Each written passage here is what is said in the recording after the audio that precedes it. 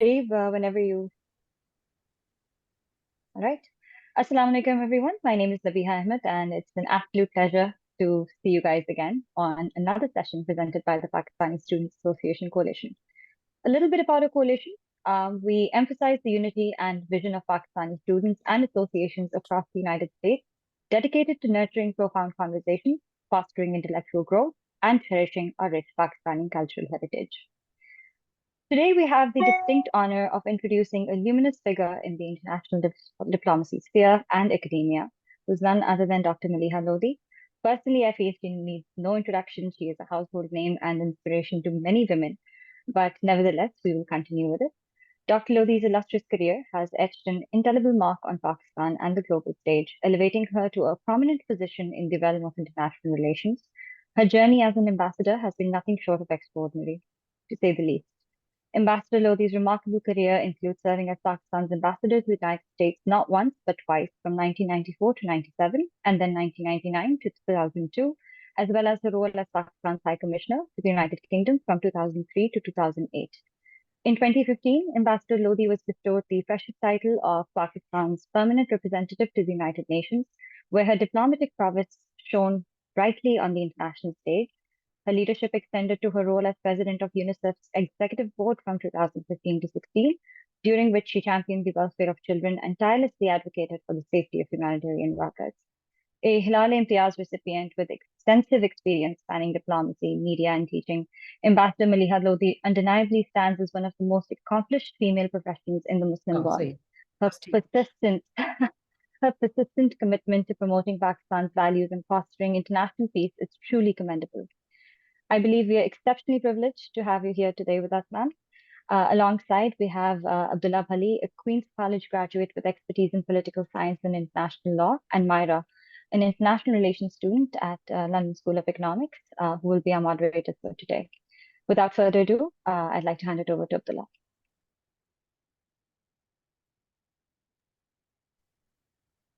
All right, then. Thank you so much, Dr. Lodi, for attending today. As an international law, international politics student, it's really a pleasure to be having you here today, and I hope we can have a fruitful conversation. So, to just start our discussion, could you give some insight into how your views on and your diplomatic roles have evolved over the years, and how your perspective on these have changed with every different appointment you have received? What kind of experiences you had, and how they have shaped your view of Pakistan and its foreign policy and its trajectory as a nation? Well, if I answer that question, it'll take all of tonight. But it's a good question. Well, I was a diplomat by accident. I never set out to be a diplomat. I think my life and my career has been much of luck, chance, and accident. So I was an accidental diplomat. It was the late Benazir Bhutto who first suggested that I should represent Pakistan in Washington. And I said to her at that time, I said, I've been writing on foreign policy, but I have no experience. So she said, well, I'm the prime minister and I have no experience either. So I figured that was a hard argument to counter. So I went there, and of course, in a way, I as I experienced it firsthand as a practitioner of foreign policy, I really began to think this is my vocation. It's not something that I've thought of, but it's something that I'd like to do. And I was somebody who learned by doing. I didn't have a manual. I didn't have a primer, but I simply learned on the job, as it were. So I'm a great believer in learning on the job. That's when you have your eyes and ears open. And also, I think you also learn from others who are more experienced than you and who have obviously been exposed to much more than you have. So I was very fortunate that I had some of the best teachers who were my colleagues, actually, but I learned from them. And as far as the professional journey was concerned, I went on then to do other diplomatic assignments. As you mentioned, I ended up in Washington twice. I think the first time it was a sort of professional and personal challenge. But the second time it was less of a personal challenge because I'd done it before. But the professional challenge always remains because the context changes. Things are not static, as you know. And international relations, like domestic politics, never stops. It's dynamic, it keeps changing, and you have to, in a way, adapt to the changes around you. And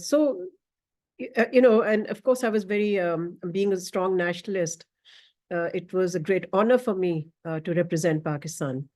I think sometimes, as a political appointee, you have a short duration in which you have to prove your mettle. People who come from the foreign service, and I'm not for a moment knocking that, they're trained in a different way. But we political appointees, as I said, have a short time span. So we're very goal-oriented. We're very outcome focused because we want to be able to demonstrate in the period that we're there, which is usually 3 years, sometimes more. We want to be able to show that we can produce results. And as you know, diplomacy is not an event, it's a process. So you have to be patient, but at the same time, you have to drive whatever trying to achieve.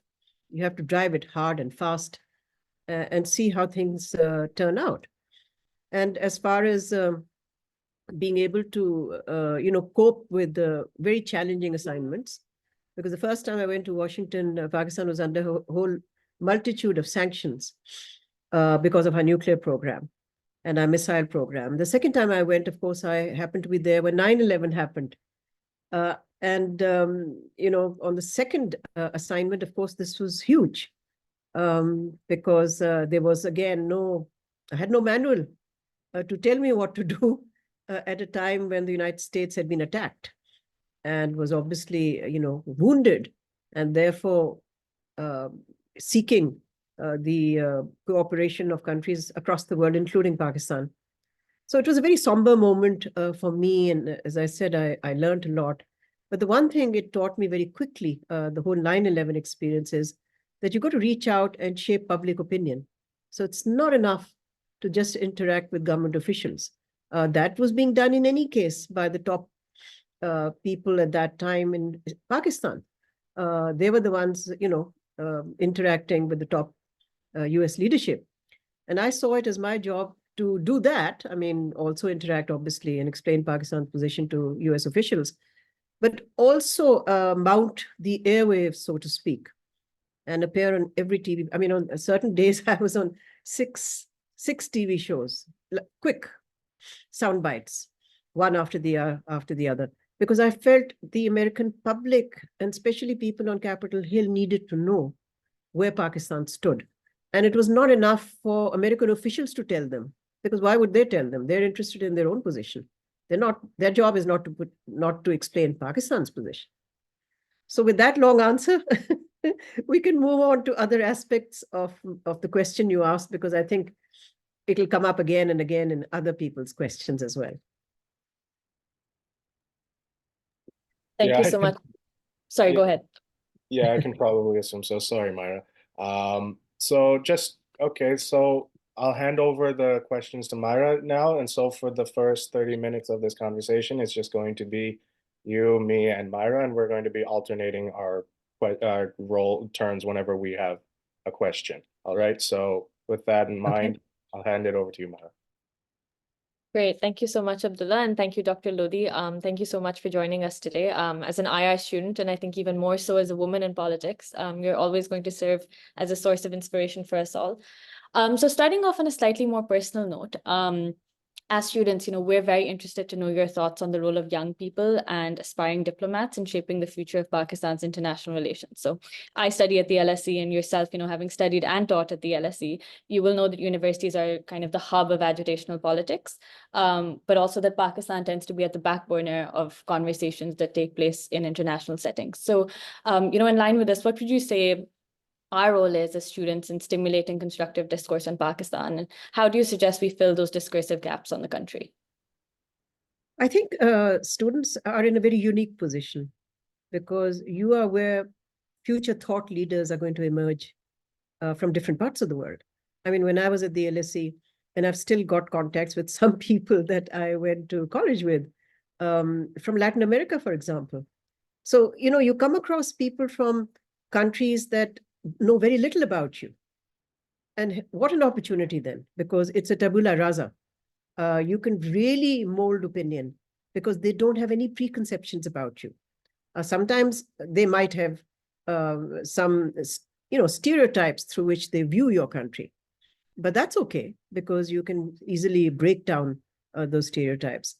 So I think students are uniquely positioned. And I just wish governments in Pakistan would pay more attention to engaging the student community that we have, whether it's in the United States or in the United Kingdom or elsewhere, to see how they can supplement Pakistan's official efforts by their own people-to-people sort of contacts. Because, in today's world, it's really not governments that shape perceptions about another country. It's about a whole host of actors that do so, including the public of that particular country, and how they're, of course, influenced by the media, by think tanks, by the academic community, by academic books that are published on Pakistan, for example. A report or a book can frame a particular sort of view about Pakistan.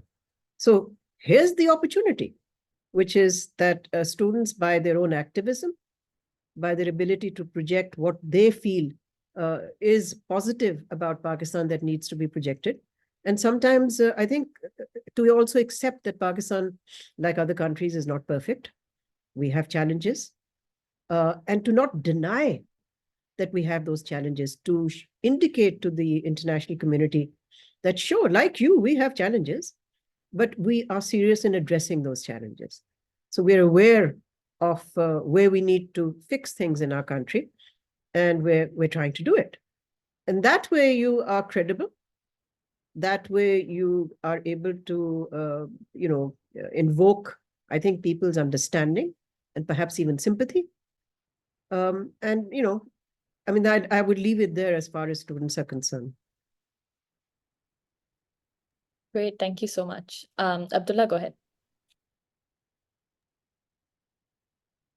All right then. So, moving past that, I wanted to ask on more policy-oriented questions. I don't know what Myra has in mind, but so my question is,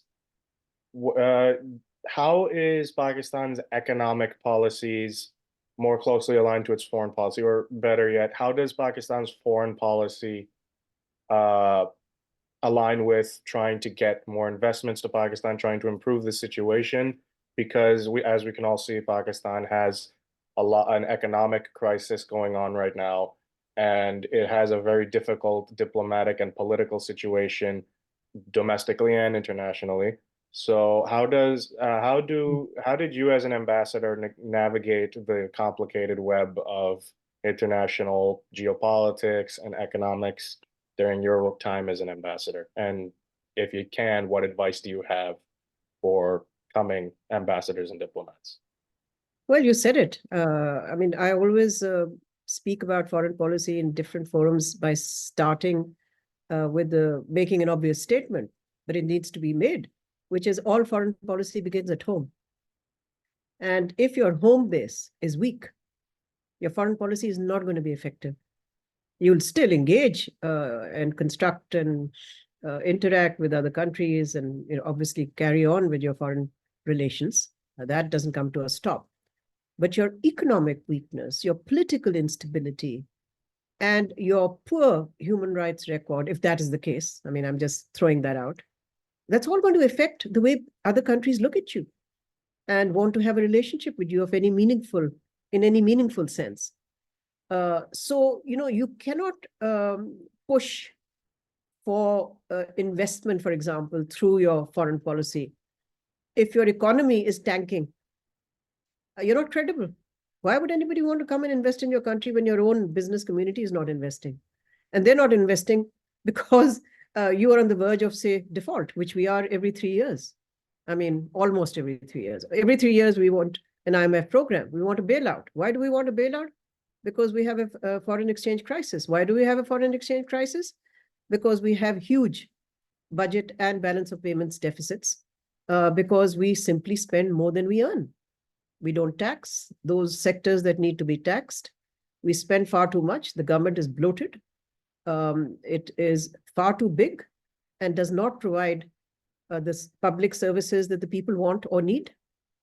So really, there is a need to step back first, I think, in reframing our foreign policy, let's say, to first assess what our domestic strengths and weaknesses are.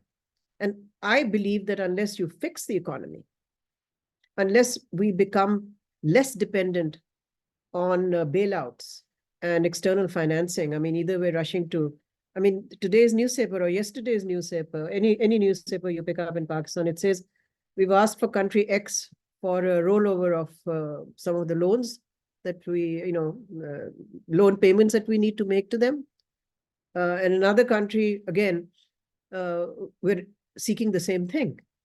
And then, of course, today, I think the IMF board is meeting to look at whether Pakistan can get the next tranche under the standby agreement. I mean, that's no way to run an economy. In fact, that's no way to run a country. Because if you do that, frankly, your foreign policy is not worth very much. As I said, you'll continue to have relations with the countries that you have relations with, but it's not going to lead you to achieve the goals that you want to achieve, because foreign policy is about goals. It's not a goodwill club. I've never believed that. I mean, goodwill helps, but foreign policy is policy, not goodwill. So I think, in my own experience, of course, I represented Pakistan at times when we were not in that grave an economic crisis that we have been in recent years. So I was able, for example, when I was in the United States, to help, the ministries that were actively seeking foreign investment, and we did have investment coming in various sectors of our economy from the United States. Of course, all of that has changed. US investment has, really plunged. Instead, of course, we have China now as Pakistan's major economic partner. And fortunately, China has held firm in continuing with the China-Pakistan economic corridor, despite Pakistan's economic troubles. I mean, the CPEC project has slowed down because of Pakistan's preoccupation with its domestic economic crisis, but it hasn't in any way, it's still there, and it's still, hopefully it'll meet Pakistan's development priorities, economic interests as we go down the road.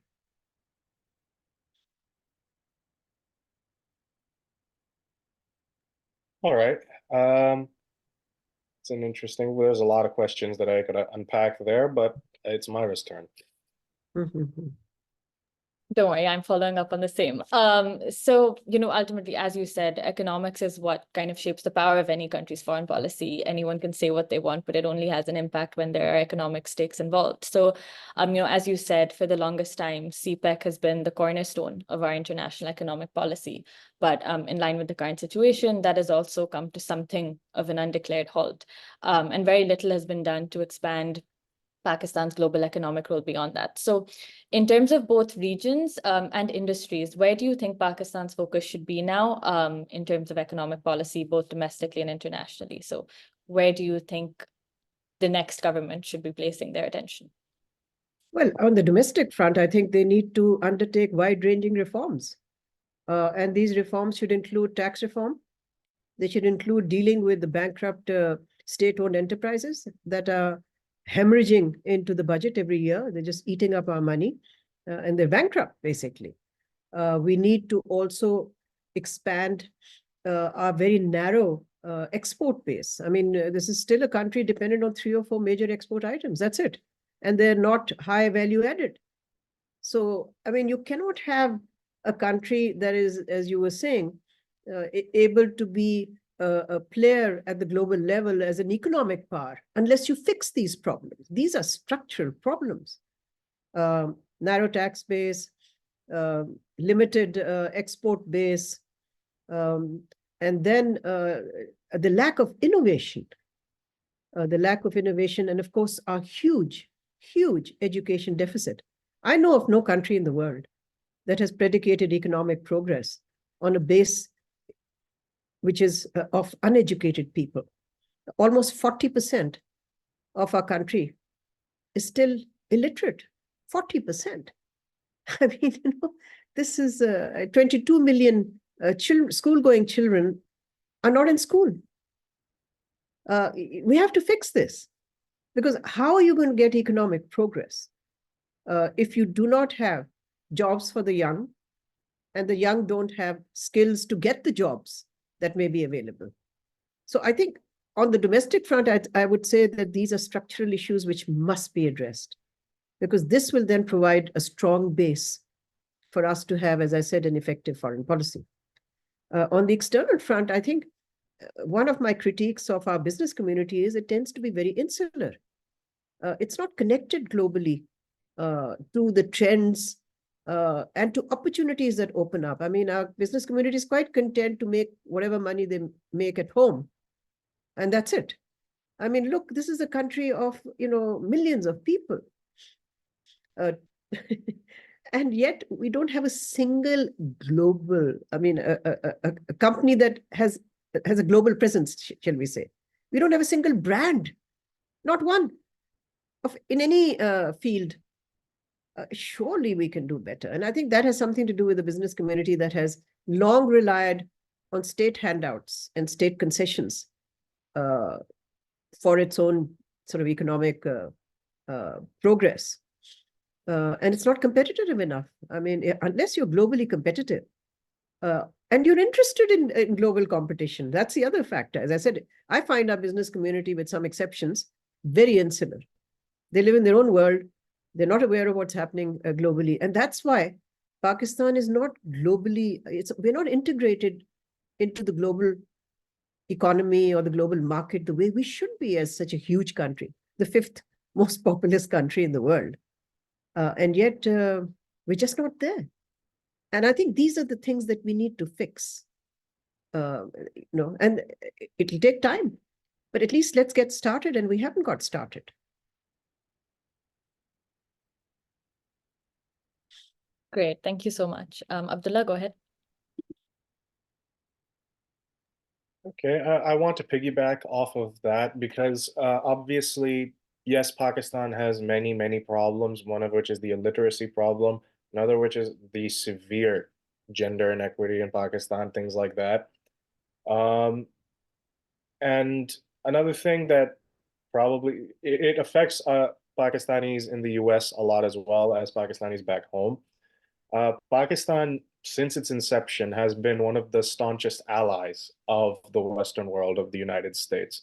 Pakistan supported the United States against the communists in South Asia. They supported them against the communists in the Middle East. They joined a pact with Turkey and Iran to form the CENTO and then the Baghdad Pact. They helped defeat the Soviets in Afghanistan. Pakistan has always been a very staunch ally. And as a reward for all of its loyalty and for being such a good friend, I suppose, in the wake of 9/11, Pakistan was proclaimed a jihadist state and punished by our media.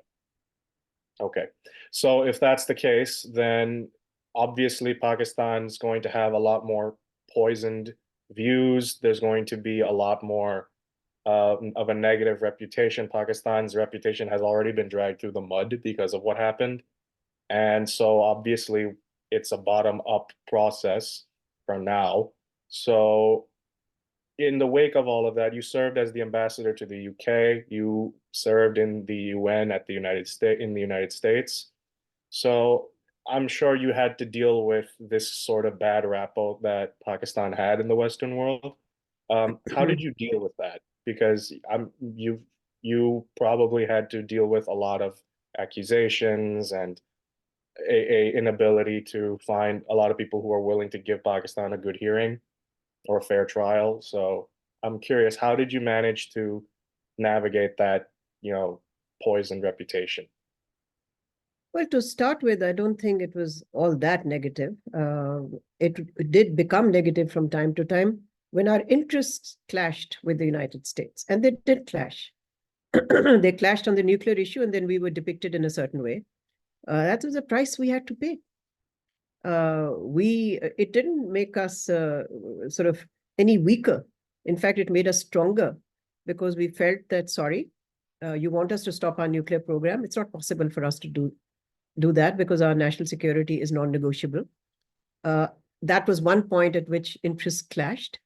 And as you rightly point out, we began to get this reputation because the US administration used to continuously feed stories in the American media which were aimed at Pakistan. Negative, of course. The second time that we had, let's say, a difference of opinion was during America's 20-year war in Afghanistan. I mean, we told the Americans, I was there at the time of 9/11, as I said before, we had tried to urge the Americans in the very early days after America was attacked that don't go to war. Do a targeted operation against Al-Qaeda, but don't get into a war in Afghanistan and don't become an army of occupation, which is how the people of Afghanistan will increasingly see you. But the United States did not listen to us, which is fine. I mean, they had their own interests, we had. But what that did was it created a gulf of mistrust between the two countries because Pakistan continuously called for a political track to get some kind of a negotiated settlement to end the war in Afghanistan because it was having such a serious fallout on Pakistan, as you know. I don't need to spell that out, what we went through. But it didn't happen. So, when interests clash like this, then what happens is that the image that builds up of the country, thanks to the media, which is being fed by the government in that country, is negative. And all I could do on both occasions was to explain our position and say that I'm here to pursue my country's interests. I'm not here to pursue yours, and your interests are not always my country's interests. And take it as you like. And I think, on Capitol Hill, there was a considerable understanding of that. The notion that we cannot be clones of the United States. We want a good relationship with them, then, today, tomorrow. But that doesn't mean that we overlook our own interests in order to have that good relationship. So, I mean, I think the challenge is always to find where the convergence lies so that both countries feel there is something mutually beneficial for both. So much for the United States and, how, as you said, how I navigated. But at the United Nations, it's a completely different situation. Pakistan has enormous respect at the United Nations, enormous respect. We have been elected 7 times to the Security Council. That's quite a record. And you're elected by 193 countries who are members of the General Assembly. How can a country which had a bad reputation be elected 7 times since we became a member of the United Nations? And we're going in for the 8th time now. This June, we inshallah will be elected again as a non-permanent member of the Security Council. So at the UN, I think both as a result of Pakistan's hard power and Pakistan's soft power, we have considerable influence and we enjoy a very good reputation there. People, look out for what Pakistan's view is. Hard power because Pakistan has been a world leader, a major contributor to UN peacekeeping. We've contributed troops to UN peacekeeping since the 1960s. So that shows how Pakistan is committed to international peace and security. Soft power because Pakistan has contributed by way of ideas to many of the normative processes at the United Nations. We had Dr. Mehboob ul Haq, for example, who came up with the very notion of the Human Development Index, how to measure human development. Pakistani. And look at the influence it had. I mean, today, since then till today, UNDP uses that index to come up with, a catalog or a list of country rankings on human development. Then we had Dr. Nafis Sadek, who headed the first UN agency for family planning. Again, here's a woman with an idea that was translated into this new organization. And then I can go on and on and on, but these are just examples of soft power, how contributing ideas to the UN helped Pakistan achieve a certain position and get a certain respect at the United Nations. So I think, one, we should be very careful that the West is not the world. The United States is not the world. The world is 193 countries.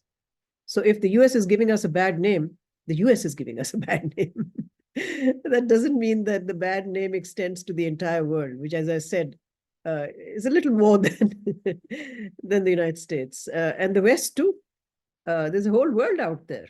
And in that whole world, Pakistan has a key position.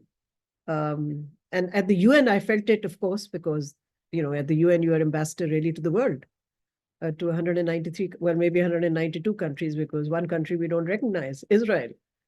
So I think one should be clear about some of the things that Pakistan has achieved over a period of time. I mean, we may have our weaknesses and failings, sure, and we need to address them. But we've also done extraordinarily well in the multilateral arena. And I think for me, the most rewarding part of my period in diplomacy, and I hope I'll have another assignment, inshallah, soon, was that I enjoyed multilateralism much more than I enjoyed bilateral, because bilateral, you're accredited to one country. Multilateral, you're there dealing with the world. As I said, the world is not the West. The West is part of the world, but it's not all of the world.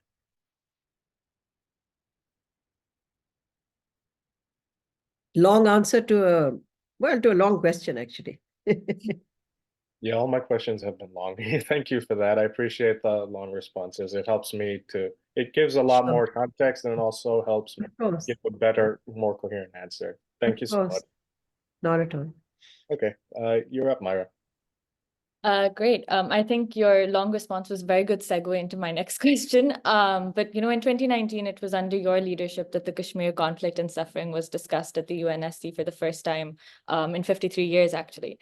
And like Kashmir, Palestine has been a cornerstone of Pakistan's foreign policy paradigm throughout its history. But unfortunately, throughout the 2023 conflict, Pakistan's response and support has been, I think, subdued at best. Even today at the ICJ, instead of Pakistan, it was South Africa that brought a case of genocide. So my question is sort of, what would you say is Pakistan's role in the conflict? How would you have gone about, kind of countering this conflict, or kind of Pakistan's position on this conflict? And is there anything that you would maybe advise to the caretaker leadership to do differently? Well, I've already been speaking out on this issue for the last the last 2 months plus, and actually said exactly what you're saying, which is that the government should have adopted a more robust and a stronger position on Palestine, given the history of our position over the decades, and the fact that this issue is so close to the hearts and minds of Pakistanis. So therefore, I think, yes, we should have played a more active role. We could have done that within the OIC. There were several meetings of the OIC in which I think we should have been in a leadership, not necessarily the only leader, because naturally the Arab countries were in the forefront, but we could have been in a much more activist sort of position with them. Plus, we are now saying that we support South Africa going to the ICJ. We should have done that very early on. And I think it's good that South Africa has gone. I think that was quite deliberate. I think the Muslim countries wanted a non-Muslim country to go with a history of apartheid, because it's much more powerful. It appeals to more countries, not just to Muslim countries. So I have no issue with that. But I think at the very outset, the day South Africa announced it, Pakistan should have said, well, we back this and we will also be there supporting in a support role, for example. Yeah, I mean, I have no issue. I don't see why Pakistan couldn't do that. And, I was the first one in the country to call for humanitarian assistance to be sent ASAP. When the government was, I don't know what it was doing. It was just sitting back, hadn't done anything. And this was the most obvious thing to do, which is to, make sure that you get humanitarian assistance. Plus, I said, up your contribution, which we still haven't done, to UNRWA, which is the UN agency, as you know, which is on the ground in Palestine, in Gaza. So, I mean, there are many tracks that Pakistan could have, in a very active, sort of activist way, pursued. But I think maybe it's the nature of a caretaker government, because they really have, caretaker governments are not exactly, they're weak governments. It's elected governments that have the strength to do what I am proposing and what I think you also wanted to see.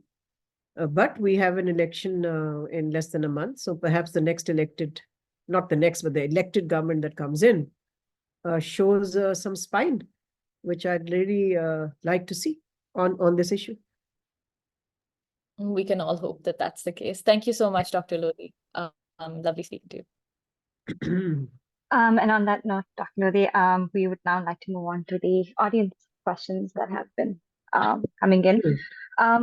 One thing that I noted you saying during our conversation today is that the home base has to be strong. You mentioned that we need to tax relevant sectors. You mentioned that we are spending more than we earn. And you mentioned that in order to have a strong foreign policy, we need to have strong economic well-being within the country.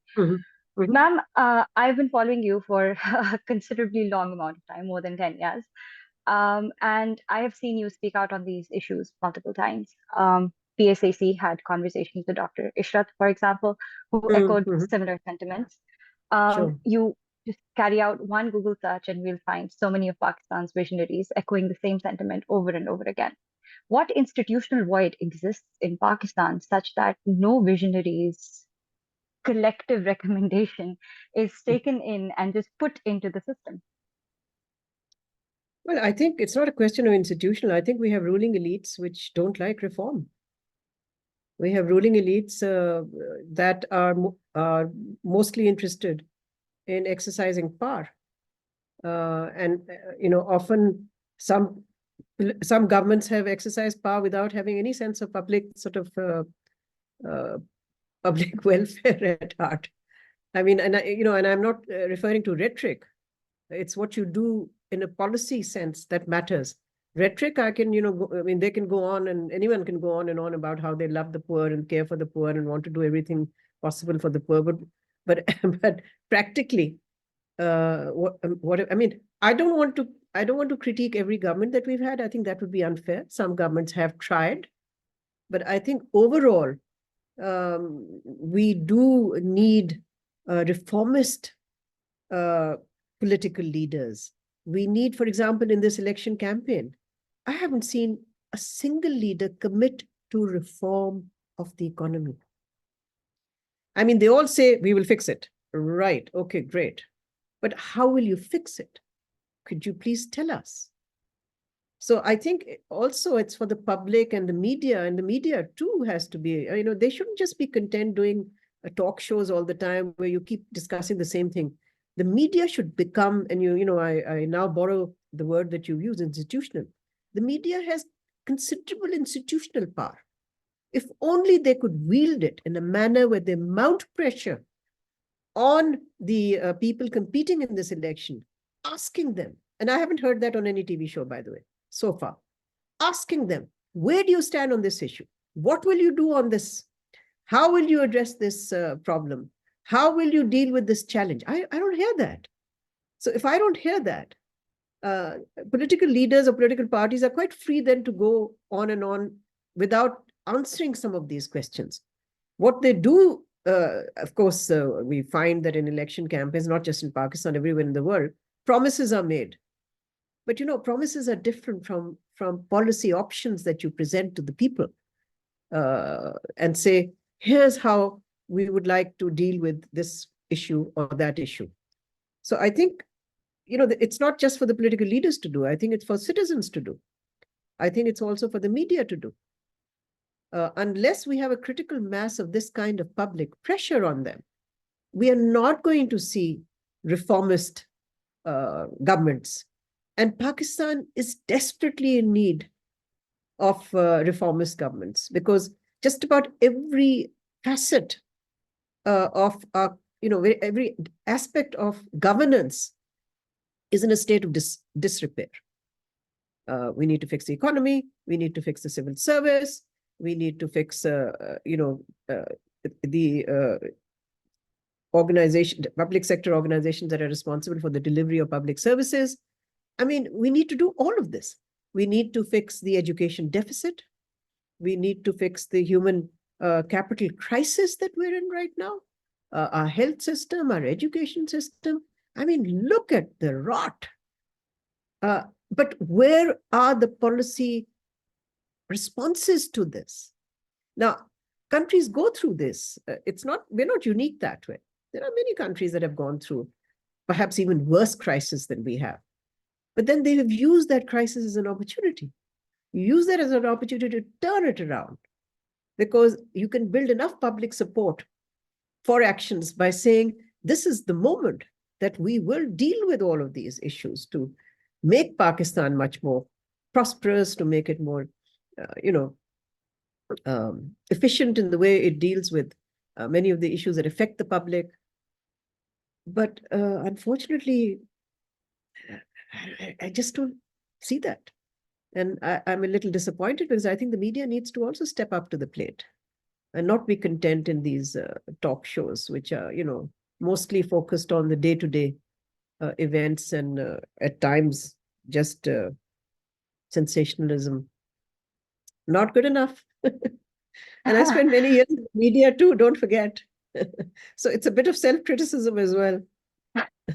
Right. Thank you so much for that honest, reflective answer. I think one thing that we can take away as individuals on a personalized level is also that we need to vote on the basis of logic rather than emotions, see what they're saying, rather than just going forward with who's serving the better biryani with the most amount of chicken in it. I think with that, Dr. Maleeha, you actually answered two of our questions. Farhan asked what series of events can put Pakistan back on track, and Iman Khan asked how do we as overseas Pakistanis maintain hope for Pakistan and continue promoting our culture and heritage given its current economic and political climate. Would you like to supplement anything you said, perhaps to better address these questions? No, I think that's fine. We can move on to another question if you like. Perfect. So I have another question from Muhammad Osama. He's from NAST. And he's wondering, and I'm sure this is something I've wondered all my life too, why is Pakistan not working towards a peaceful solution to end the constant mutual hatred between India and Pakistan? Because wouldn't it be better for both countries if they didn't have to spend huge sums of money trying to defend themselves from neighbors who were part of each other some 80 years ago? Well, of course. I mean, and I think Pakistan has shown its commitment to having a dialogue of peace with India, a peace dialogue with India. But it takes two to tango. I mean, we can't make peace with ourselves. One has to have the other partner, potential partner, if you like, also interested. And if the clash of interests is very severe, then I think we need to see how we can, despite the clash of interests, still have some kind of a normalized relationship with India.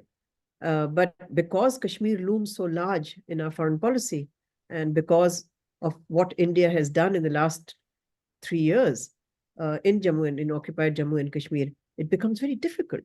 Plus, the Modi government, as you know, its policies domestically, I don't need to tell you what it's doing. Ask any Indian, they'll tell you what's happening to their country. And the way the Modi government has just simply refused to have any kind of engagement with Pakistan. They're just not interested in a dialogue. So my question back to the person asking this question is, how do you expect Pakistan to do a peace dance with a neighbor that doesn't want to dance with us? What do we do? I think, and the one thing that I have advocated is that in this fraught environment, the one thing that is required is that we need a back channel, because if there's no formal dialogue, we need a back channel to at least keep tensions at a certain level so that they don't spin out of control, because there's always room for miscalculation between two nuclear neighbors. And we don't want a situation where something happens and somehow tensions just get escalated to a point where, a conflict becomes a possibility. So I think, to start with, perhaps, to do this, and then maybe an effort by both countries, and it'll require both countries, not just Pakistan, to somehow reframe the relationship in a way that we deal with the differences that divide us, but at the same time get on with having some kind of a normal relationship. Now that requires a lot of imagination, and it requires a lot of political courage on both sides, but it also requires political will and commitment on both sides. So, I mean, the question then is whether the election, which will see probably Nawaz Sharif coming back to power and Modi coming back to power, and because they did have a good relationship in the past, can that kick in some way? I don't know. I'm just sort of throwing that up as a question. I don't have an answer to that. And I can't sort of prejudge an election outcome. I'm just saying the front runner is Nawaz Sharif, the front runner is Modi.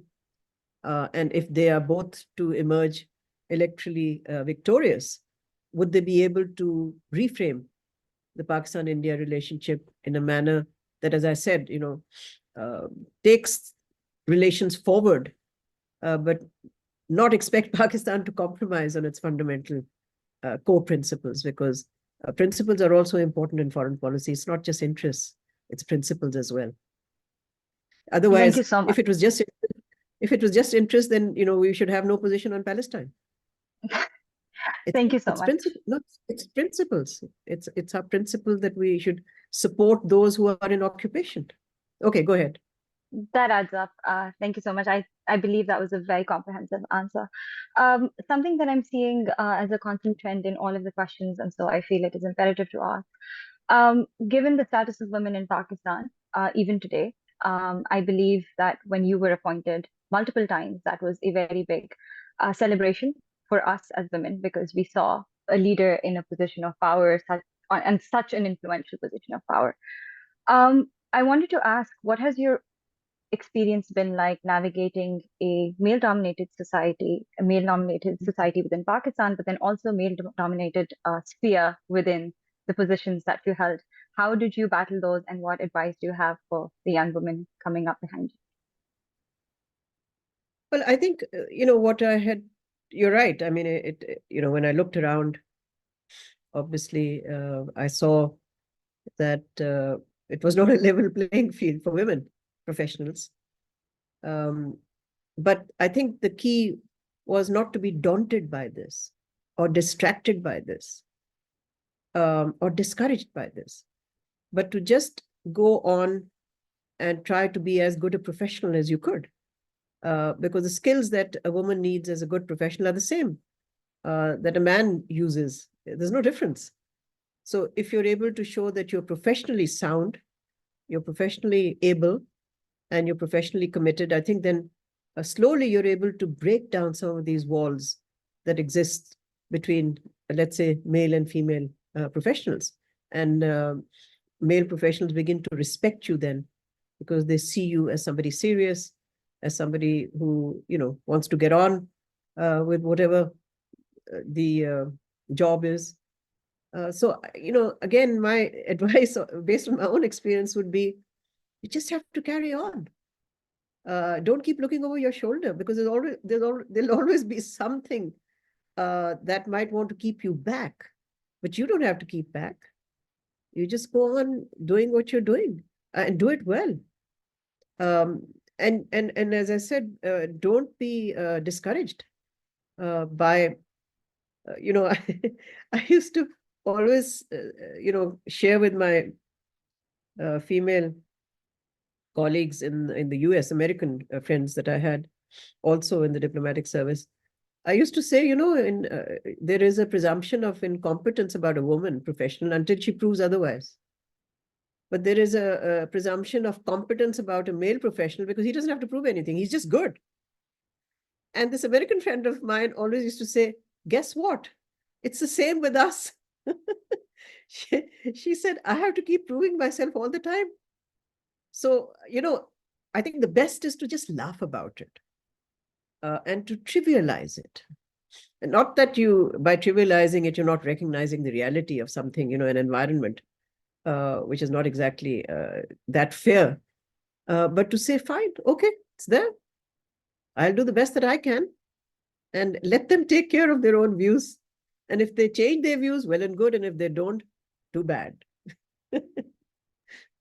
Thank you for showing us how it's done. With that, I know we have a list of wonderful questions which I really want to ask you. Hopefully another day, considering that we are 5 minutes away from our promised end time. So I wanted to ask Dr. Maleeha, do you have any closing remarks that you would like to send our way? No, I think, the only concluding remarks I would have is that we as citizens, whether you're a student or you're a professional, I think we all have an obligation to our country in terms of making our voice heard, and making our voice heard on the important challenges and issues that confront the country. We, they say war is too serious a business to be left to the generals. I think we should also say politics is too serious a business to be left just to the politicians. That we should all jump in. We should all be there in whatever way that we can try to shape opinion in our country, to create the kind of environment which in a way compels political leaders to, pay attention to issues of public policy and public welfare. I think it's, a lot, which is why I write. I mean, I don't think writing op-eds is going to be, is going to change everything. Of course not. But it is a voice. It is a voice. And because it's in English, it's read by the policy elite. It's not read by, the larger public, sadly. Although the Urdu translations, of course, are. And I have a book now coming out in Urdu, which are translations of the important op-eds that I've done in the last 2-3 years. And that's an effort by me to reach the bigger, the broader, wider public who will read it in Urdu. So I think, personally for me, and my advice to you and to whoever's listening in or watching would be that whatever you can do in your individual capacity is important. Whether it's on the social media, don't underrate the importance of the social media today. Or it is by writing or speaking or having the kind of discourse or interactions that you're having with me right now, just to throw up some ideas. And I would end on this note that, I think we have been, as a country, we've been bereft of ideas. That's where your role comes in. We need ideas. We need ideas to turn ourselves around in so many different realms. So there lies your contribution too. It's ideas that change the world. It's ideas that can change our country too. Thank you ever so much. It has been a privilege talking to you. I was in denial prior to the session because I just never thought I'd be here right now.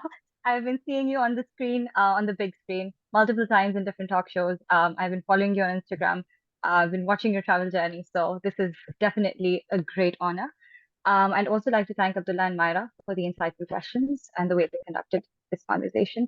A big and special thank you once again, Dr. Maleeha, for sharing your wealth of knowledge and your expertise with us.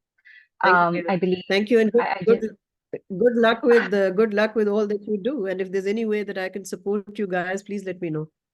Thank you so much. I would also like to express our gratitude to our engaged audience for their active participation. A lot of my questions were just inspired by whatever they had asked. And I believe that it is their thoughtful contributions that have made the discussion even more insightful.